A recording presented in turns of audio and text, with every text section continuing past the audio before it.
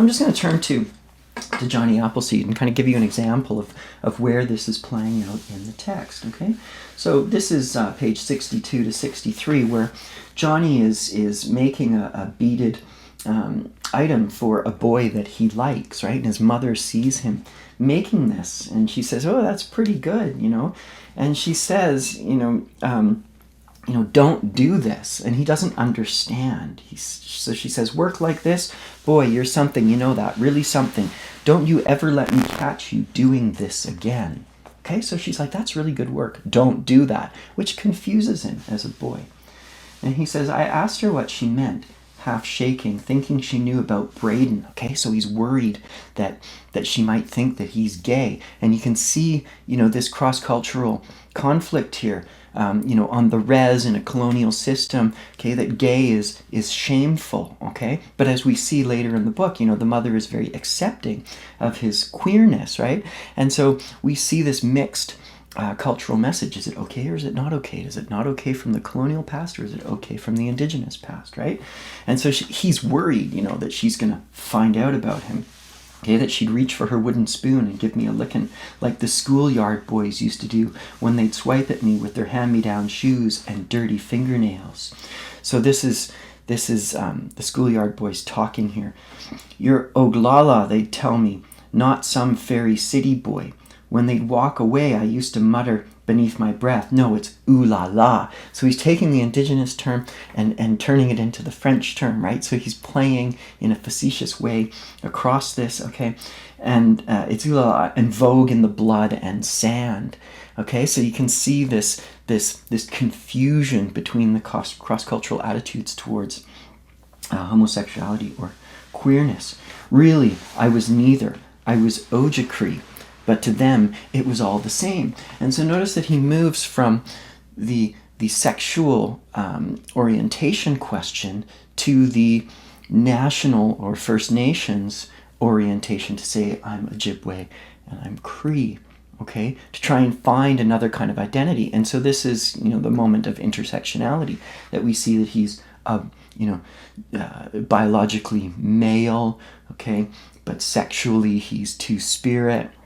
And nationally, he's Ojibwe and Cree. And these are the things that constitute his identity, right? And so then the mother explains, "You're good with your hands, and people notice that. If you want to survive out there, boy, you got to learn how to sell yourself. Work like this." Now, this is a bit of kind of, dramatic irony or whatever.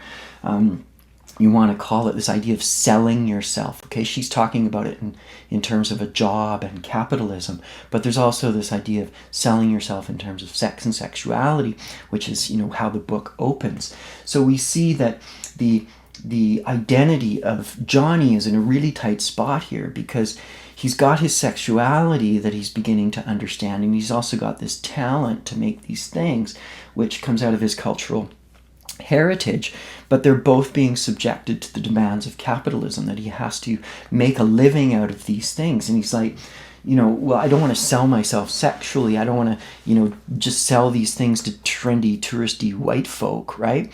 And he's like, can I be myself independent of this other term of capitalism? And so this raises this problematic idea of who are we as, individual subjects, independent of not only the social systems, but also the economic systems, which force us into particular roles to make a living, right?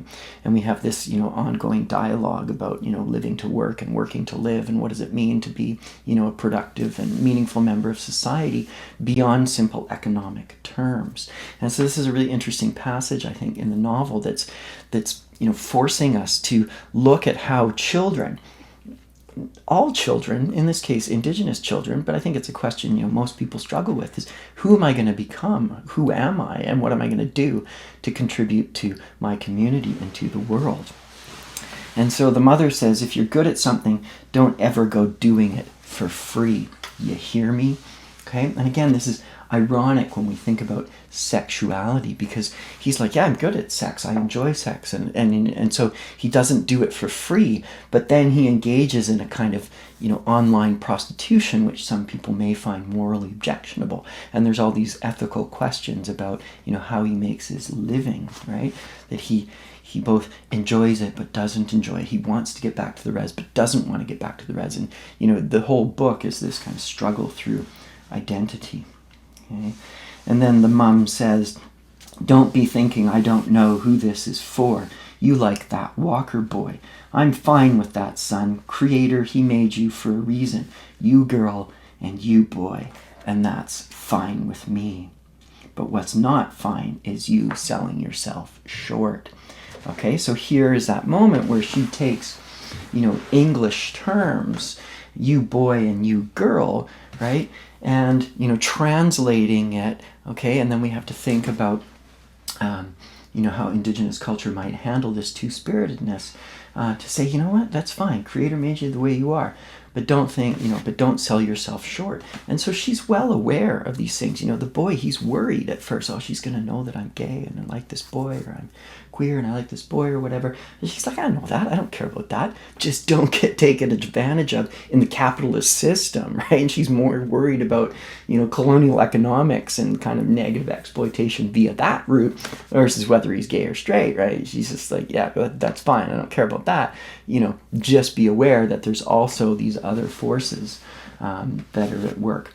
So, it's through this kind of detailed work that we look at the novel, we look at the academic criticism, and we synthesize these two things to say how can one inform the other, okay? So it's not just a matter of laying one over the other, and applying theory to text or text to theory, but it's seeing how the two can actually, have a conversation. And this is the function of research, right? In a research paper is to say, okay, if we put Jacobs, who wrote the academic book, and Whitehead in a room, how might their dialogue on identity and sexuality look? Okay, and that's kind of what you're aiming to do in writing a research paper for the course.